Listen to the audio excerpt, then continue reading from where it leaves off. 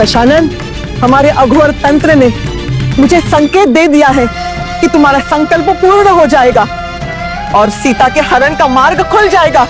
इसीलिए तो हम यहाँ आए हैं माते।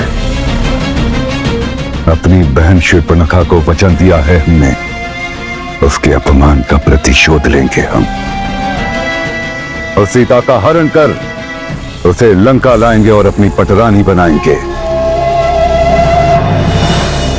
इस विनाश को तो मुझे अवश्य ही रोकना होगा। मेरी बात का लंकेश के लिए कोई महत्व नहीं, किंतु यदि माता केकसी उनसे कुछ कहे तो ये विनाश रुक सकता है। उनके शब्द लंकेश के संकल्प को झुका सकते हैं। हाँ रावण, जो वर्षों पूर्व हो जाना चाहिए था वो अब होगा। ऐसा क्या है माते जो वर्षों पहले हो जाना चाहिए था? मैंने सीता और राम के बारे में सब कुछ ज्ञात कर लिया है। तुम्हें स्मरण है, वर्षों पहले एक समय मैंने तुम्हें जनकपुर में होने वाले स्वयंवर के लिए अपने हाथों से सजाया था। इस बार तुम्हारी दोहरी विजय होने वाली है, एक जनक के पुत्री से विवाह और अपने अपमान का प्रतिशोध जनक से। ये सीता तुम्हारे परम शत्रु जनक की वही पुत्री है जिसके स्वयंवर में जाने के लिए तुम्हें गुरुदेव शुक्राचार्य ने रोक दिया था। दैत्य गुरु, विजय भव का आशीर्वाद दीजिए। दशानन स्वयंवर में भाग लेने के लिए मिथिला जा रहा है। आज्ञा दीजिए गुरुदेव। आज्ञा नहीं दशानन, मेरा आदेश है कि तुम मिथिला नहीं जाओ। अब पुनः यह अवसर आ गया है जब तुम एक तीर से अनेक लक्ष्य भेदन एक साथ कर सकोगे। उचित कहा माथे आपने। स्वर्ग से लेकर पाताल तक सभी हमारे अधीन हैं या फिर हमारे मित्र हैं, किंतु पृथ्वी के मात्र 2 राज्य, जनकपुर और कौशल प्रदेश, इन दोनों राज्यों के कारण आज तक आपके पुत्र का संपूर्ण विश्व विजयी अभियान का स्वप्न पूर्ण नहीं हो सका। अब वो स्वप्न पूरा होगा पुत्र। सीता का हरण होगा तो विदेह के राजा जनक से तुम्हारे अपमान का प्रतिशोध पूरा होगा और सीता के पीछे पीछे जब राम यहाँ लंका में आएगा तो तुम उसका वध करके तुम्हारे विश्व विजय के लिए मार्ग खुल जाएगा। माता केकसी से बात करने के लिए मुझे किसी और का भी समर्थन चाहिए होगा, जो तर्क और विवेक के साथ उनके साथ बात कर सके। ऐसा कौन हो सकता है? ऐसा इस लंका में कौन हो सकता है जिसका तर्क और विवेक माता केकसी को समझाने में हमारी सहायता करेगा?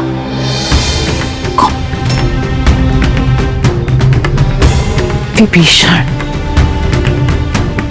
विभीषण जी, लंका में एकमात्र वही है जो आज भी धर्म के मार्ग पर चल रहे हैं। ओम विष्णवे नमः ओम विष्णवे नमः ओम विष्णवे नमः ओम विष्णवे नमः ओम विष्णवे नमः ओम विष्णवे नमः।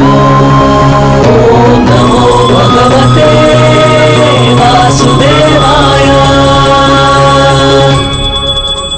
तुम्हें स्मरण है पुत्र, ये राम और लक्ष्मण ने ही हमारी महाबली तारका और सुबाहु को मार डाला है। इसका अर्थ ये है कि ये कोई तपस्वी या साधारण योगदान नहीं है। जब राम और लक्ष्मण इस लंका में आ जाएंगे तो तुम सहजता से उन दोनों को घेर कर उनका संहार करोगे।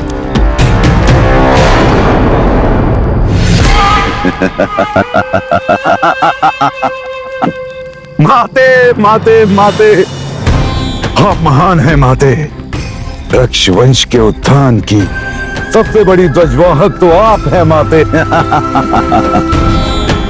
आज तक तो हमें अपने संकल्प पर संशय था कि सीता का हरण करके हम कोई कायरता का कार्य तो नहीं कर रहे, किंतु अब आपने अपने पुत्र को बहुत बड़ा उद्देश्य प्रदान कर दिया है माते। माते, पिता को हम अपनी पटरानी बनाए या ना बनाए, किंतु उसका हरण तो अवश्य करेंगे। आपका पुत्र चाहे तो उन दोनों वनवासियों को दंड काटने में ही मार दे, किंतु उस राम की पत्नी सीता का हरण करके उसकी कीर्ति, उसकी गरिमा, उसके सम्मान को ही कुचलना है हमें। फिर ये संपूर्ण संसार देखेगा कि आर्यों का स्थान रावण के चरणों में है। हाँ दशानन, शाश्वत संघर्ष, राक्षस संस्कृति के विरुद्ध आर्य संस्कृति, ये दोनों विपरीत विचारधाराओं की ज्वाला, इसमें न जाने हमारे ही महाबलियों ने अपने प्राणों की आहुतियां दी है। अब उन सबके बलिदान का प्रतिशोध लेने का समय आ चुका है दशानन। माते, सीता हरण के द्वारा हम मिथिला और अयोध्या की ऐसी नस पर वार करेंगे जिसकी चित से वो तड़प उठेंगे। हो सकता है कि वो दोनों राज्य हम पर आक्रमण करें, किंतु आपका पुत्र हर युद्ध के लिए तैयार है। तीनों लोगों पर युद्ध के ढोल बजेंगे माते, और युद्ध समाप्त होते होते इस संपूर्ण ब्रह्मांड में रक्षवंश का ध्वज फहराया जाएगा। यह संपूर्ण ब्रह्मांड आपके पुत्र के अधीन हो जाएगा।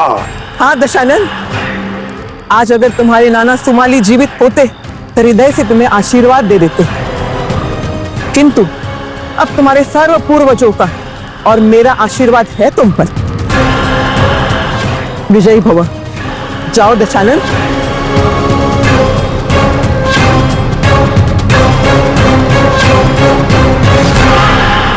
विजयी भव दशानन।